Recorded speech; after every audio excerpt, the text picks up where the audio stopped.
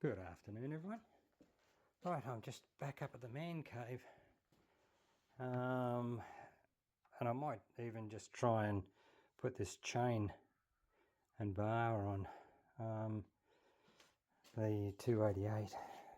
I found them yesterday afternoon, so, and I've got the other dog. That's one dog there. So I just got to put the other dog on here on the cover plate there for the clutch and that. So I might just do that, so just bear with me. And I've got this 25, well actually it's 24-inch blade, but when it came boxed they said 25. That's why I think I've got it stuck on my head. Anyway, bear with me and I'll get back to you.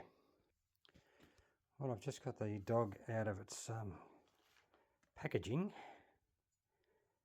so I would presume that it goes on that way. And no, it doesn't. Sorry, I'm upside down. How good is that? From what the others is. Now, there you go. That's the way it goes. And I've got a little grub screw kind of thing and a nut, I would say, to put on the inside of the clutch cover. So as I get that off.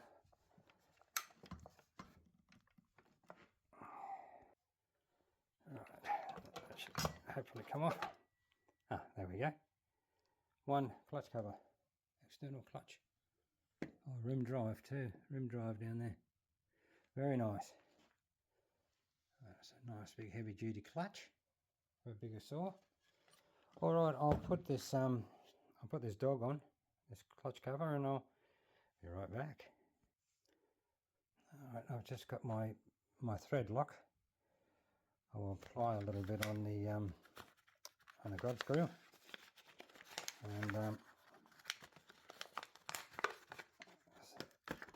I'll attach the dog to it, the dog spike. There we go, thread lock applied and tightened up. Seems to be pretty tight. I'll just let it dry out now. So there we go, it's tight. Mind you, it's a bit of playing around to get this thing on and off here. It will come off with a bit of persistence, brute force and ignorance, you might say. Right, I'll put that over there out of the way. Those dogs are sharp. God, they're sharp. Okay, now to see if I can get on this bar. I might just put a glove on just to protect this finger.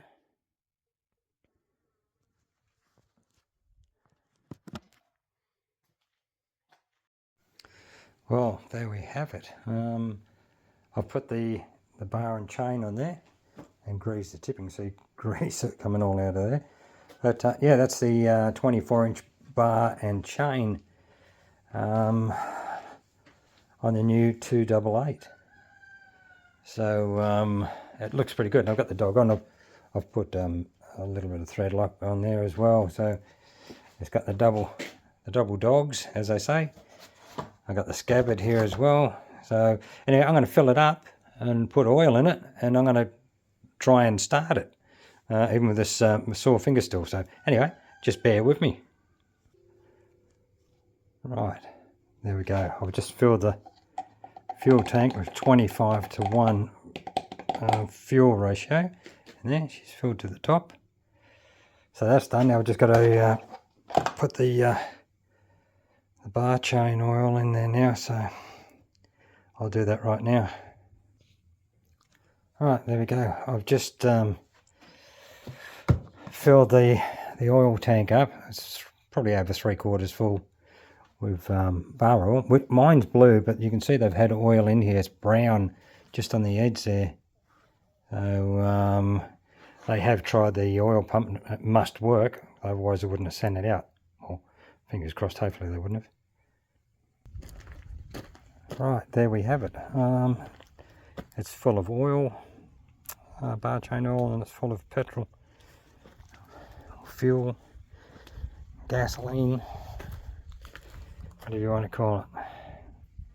It looks quite the piece.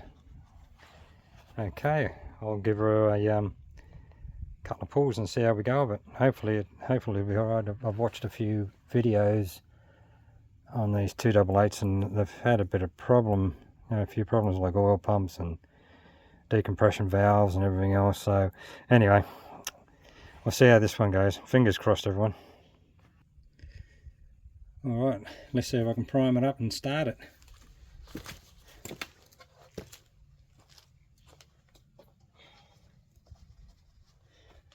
Cross your fingers.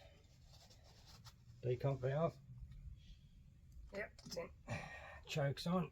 So I think I did have something else here just to put down on the bottom there.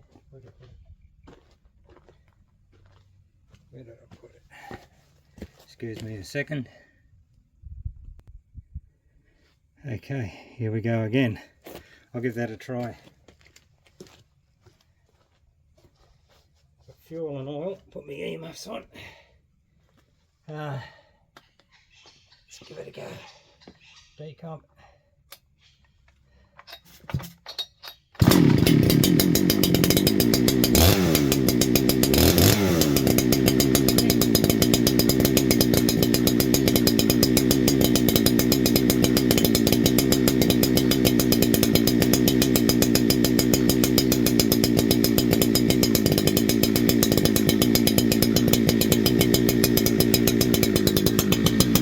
Joking.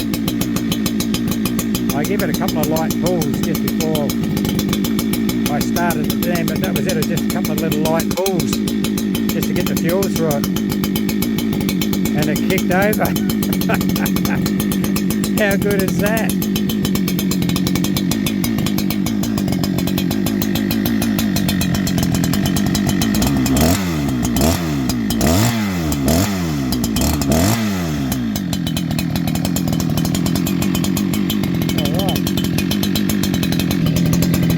Sounded pretty rich when I give it a bit of a throttle, but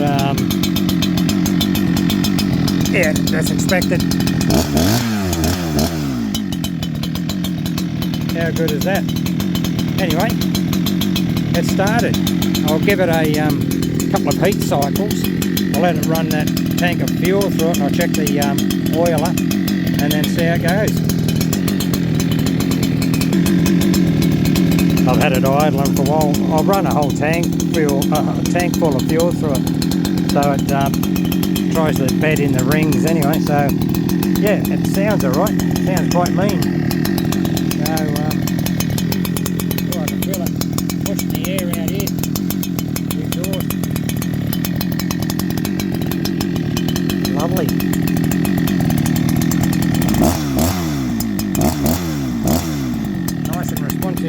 On low, so the low jet's pretty good. Yeah, I'll leave it for a while, but thanks for watching. Cheers.